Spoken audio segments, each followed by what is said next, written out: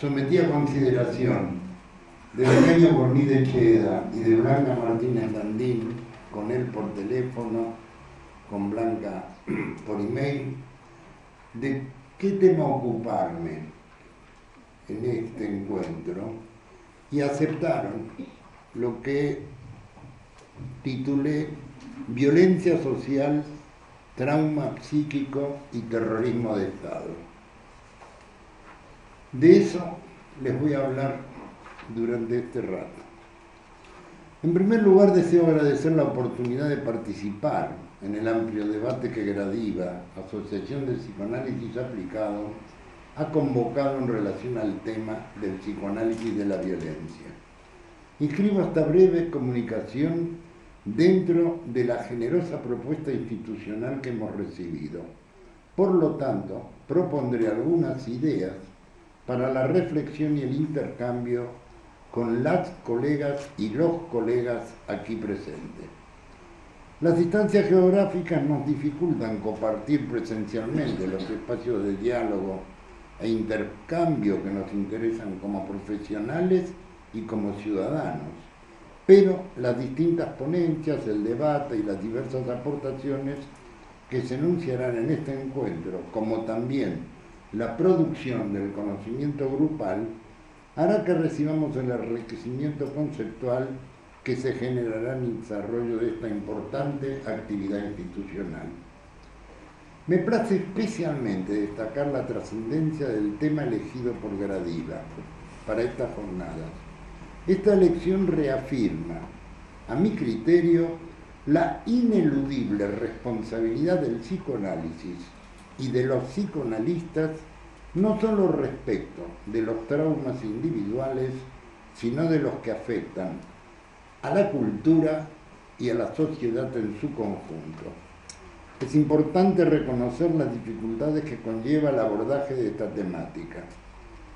Somos conscientes de los riesgos metodológicos que asumimos al aplicar para las estructuras sociales el mismo enfoque que utilizamos como psicoanalistas para tratar de comprender los problemas individuales.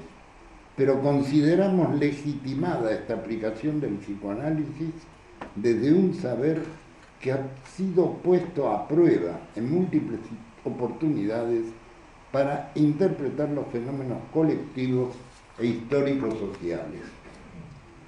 La violencia en el terrorismo de Estado es una práctica de dominación con modalidades de crueldad o de terror. El uso de la violencia en diversos grados que utiliza desde la agresión física, reclusión, tortura, eliminación, etc., hasta los varios tipos de la así denominada violencia simbólica: desinformación, falseamiento, adoctrinamiento, incitación, incluso seducción. Para esos fines el sector dominante cuenta habitualmente con el monopolio de las Fuerzas Armadas, de los medios de comunicación de masas, del aparato propagandístico, del jurídico y con mucha y lamentable frecuencia del económico. Las consideraciones siguientes se referirán en especial sobre tres de los temas o subtemas propuestos: trauma y estructura psíquica, series complementarias, las marcas sociales del trauma y la clínica de los duelos. Solo enunciaré algunas cuestiones para que podamos pensarlas juntos. Parece muy importante destacar que el marco de referencia imprescindible para el tratamiento de estas cuestiones son las elaboraciones freudianas sobre la temporalidad psicoanalítica y la memoria.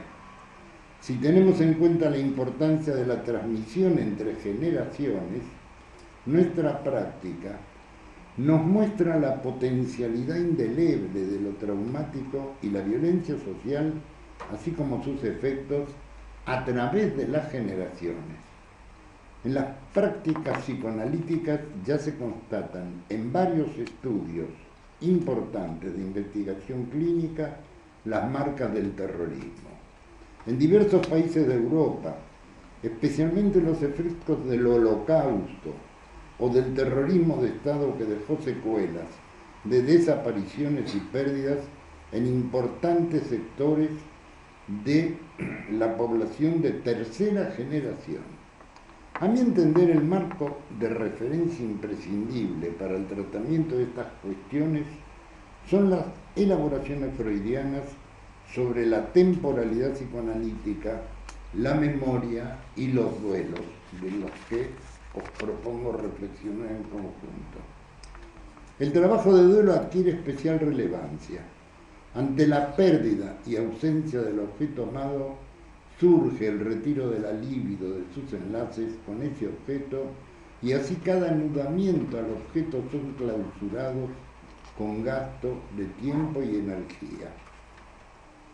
Años después, en Inhibición, Síntoma y Angustia, en 1926, Freud señala que si el lenguaje habría creado el concepto de dolor interno o psíquico,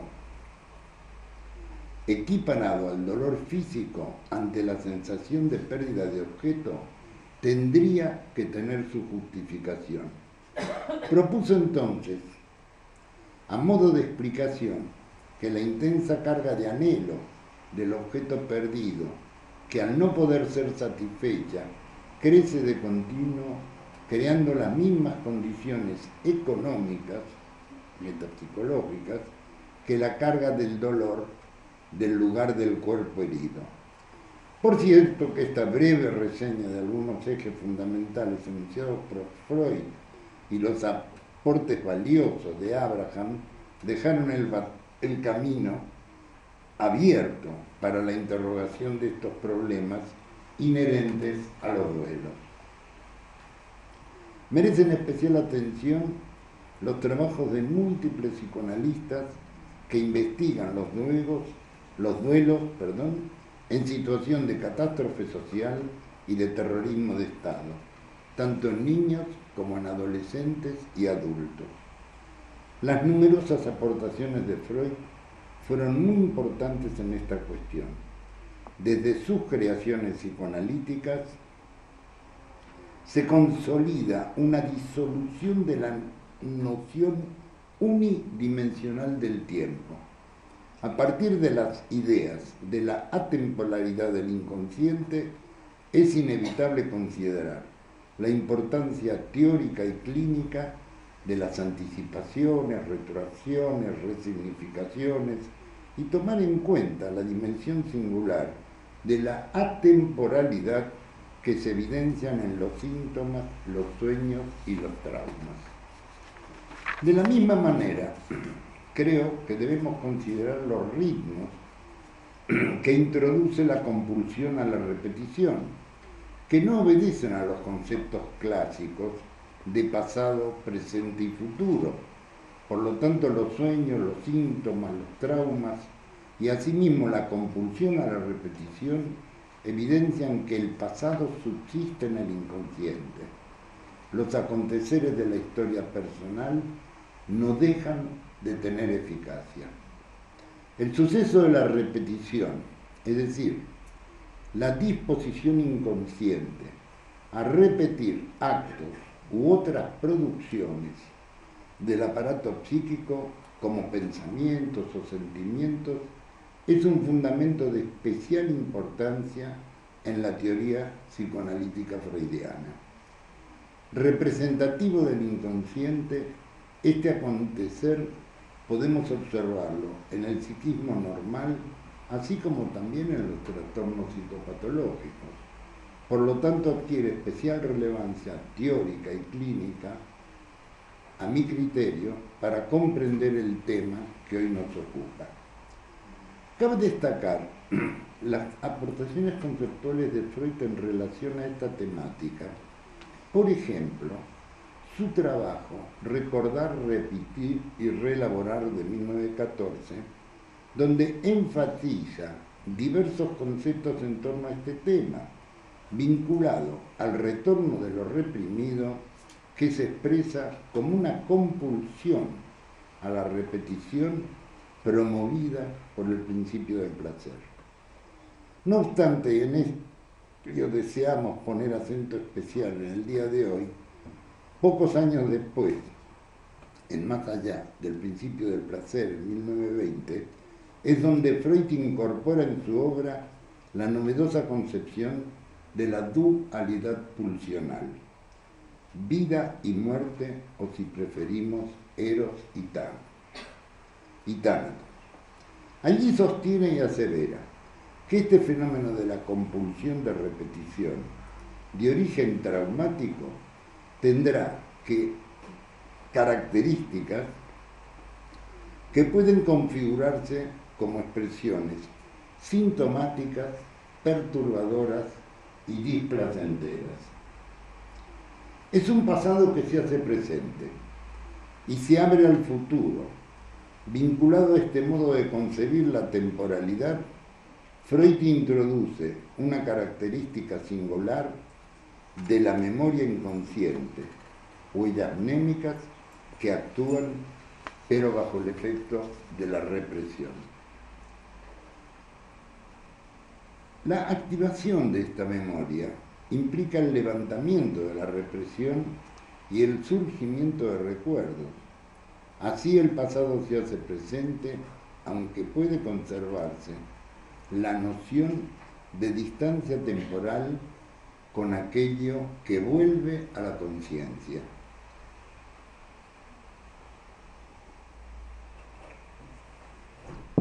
Todo nuevo trauma resignifica los traumas constitutivos. La atemporalidad hace que el trauma quede inscripto de manera indeleble en el inconsciente y obliga al aparato psíquico a un trabajo continuado y prolongado de elaboración del mismo.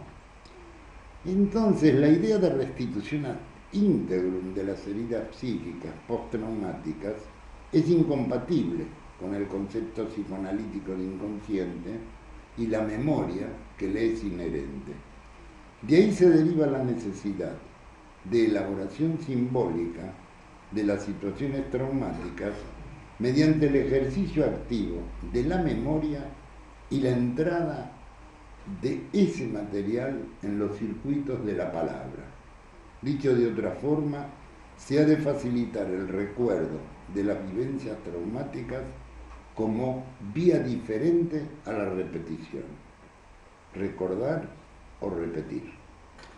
Otro aspecto importante a recalcar es la interacción del trauma con la estructura psíquica, conformada según el modelo freudiano de las series complementarias y la teoría identificatoria, narcisismo, complejo de Edipo. Es por eso que considero importante analizar esta problemática desde dos conceptos de especial relevancia: vulnerabilidad y resiliencia de los individuos y los grupos humanos. Dentro de este enfoque metapsicológico es conveniente diferenciar la cualidad y la intensidad de los traumas. Es tradicional referirse al trauma como un único acontecimiento de violencia externa que, al aportar un aumento grande de excitación psíquica, hace fracasar a los mecanismos habituales de elaboración. Sin embargo, deberán incluirse también las situaciones en que actúan reiteradamente agentes traumáticos de menor intensidad cuya repetición limitan o incapacitan al psiquismo para descargar adecuadamente la excitación que provocan.